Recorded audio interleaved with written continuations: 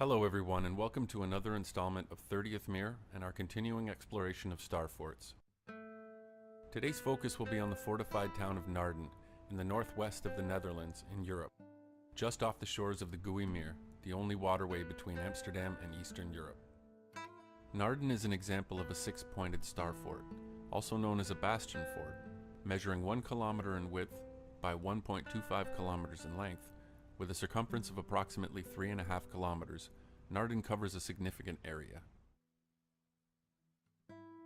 It is surrounded by a pair of moats, which range from 35 to 50 meters at their widest.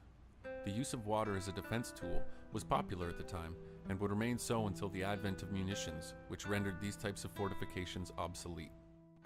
The dual moat systems, as well as the secondary island bulwarks, add to its geometric beauty, particularly when observed from above. The enormity of such a project becomes apparent as we travel the perimeter of the fort. In addition to the main island, there are 6 pointed bulwarks at intervals within the internal moat. Each one is as built up as the main body of the fort. Not simply mounds of soil, these smaller islands are actually buildings extending below the water's level, serving as armories and garrisons for occupying forces. After being leveled during the late 1200s, the town of Naarden was relocated to its current position in the early 14th century. In 1350, the fortifications began. The original design features were not as we see them today.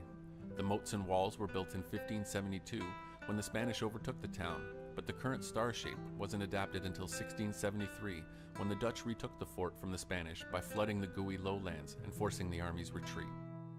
As there are no records of the fort's construction or adaptations, it is unclear how extensive the original build was. Regardless, only man and animal power were available. Thus, the excavation process, as well as masonry and landscaping, would have been a slow and painstaking process. But as we will later learn, all this effort would be in vain, as the fort was sacked on multiple occasions throughout the 14th, 15th, 16th, and 17th centuries. Today, there are 5 entranceways into the fort. In times of war, the drawbridges would be raised, and soldiers would secure these points of access. We can see just how elaborate the fort was as we take a look at one of the many tunneled entrances to the subterranean portion. There are said to be listening holes in several of these culverts where soldiers would stand and strain to hear their enemy's quiet approach across the moat.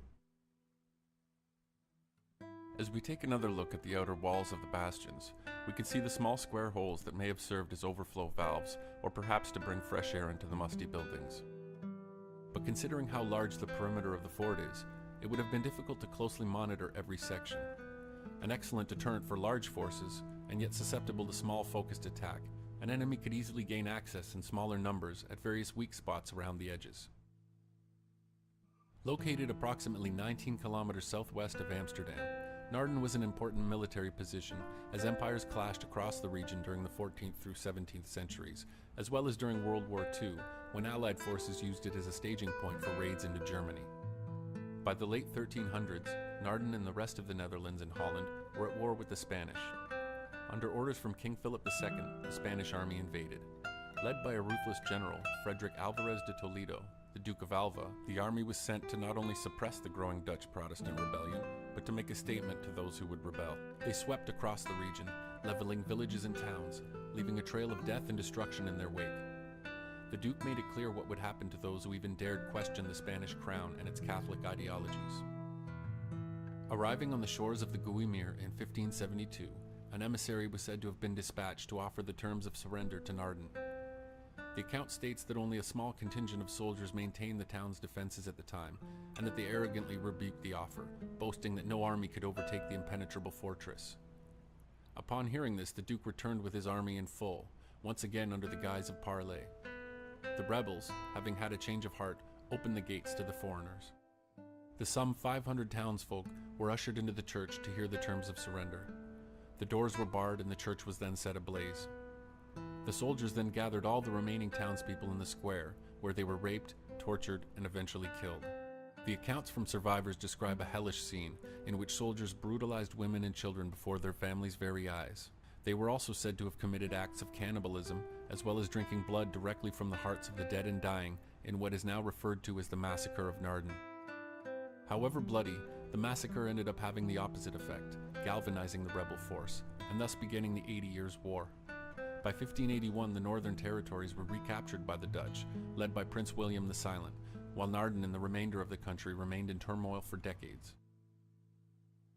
As we discussed, the use of water and the layout of these forts seems to be an essential feature found in the majority of the world's star forts. The moats of Naarden connect to several canal systems, the largest of which is at the north end.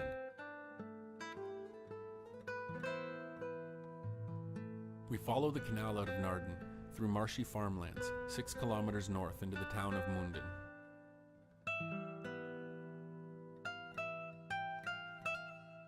Here we find the remnants of an equally large star fortification. We could see the same features as we saw in Naarden, the moat, pointed bastions and bulwarks.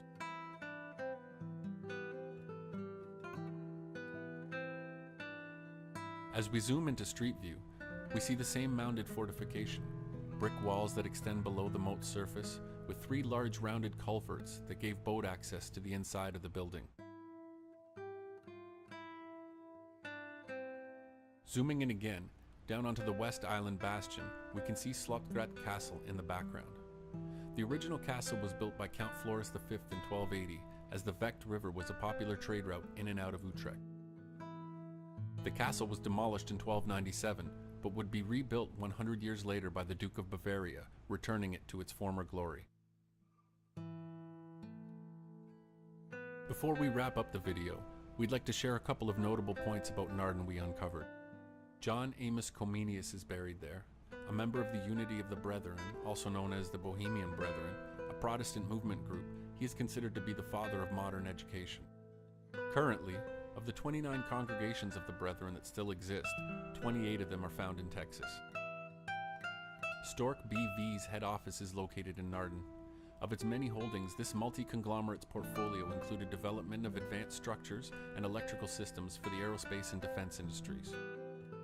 In 2007, the company was bought out by a British consortium led by Candover, a private equity firm, which sold off the subsidiary companies and has since gone bankrupt.